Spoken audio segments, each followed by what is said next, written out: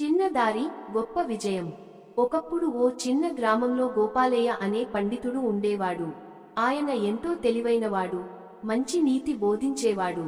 ఒకరోజు ఓ యువకుడు ఆయన వద్దకు వచ్చి, గురువరే, నేను గొప్పవాడిగా ఎలా మారగలను అని అడిగాడు.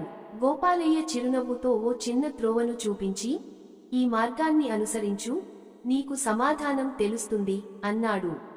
ఆ యువకుడు ఆ త్రోవలో నడవసాగాడు. మొదట అది చాలా లేత దారిలా అనిపించింది. కాని కొంత దూరం వెళ్లిన తర్వాత పొదలు, పెద్ద పెద్ద రాళ్లు రావడం ప్రారంభమయ్యాయి. నడవడం కష్టంగా మారింది. ఆ యువకుడు వెనక్కి వెళ్లి, ఈ దారి తక్కువ ఉపయోగమైనదే, ఇది చాలా క్లిష్టంగా ఉంది అన్నాడు.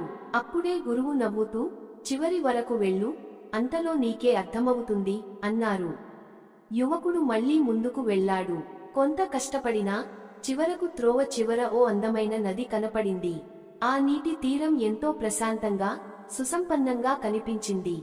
గురువు దగ్గరకు తిరిగి వచ్చి, యువకుడు ఆశ్చర్యంతో, ఈ త్రోవను అధిగమించిన తర్వాతనే నిజమైన అందాన్ని చూశాను అన్నాడు.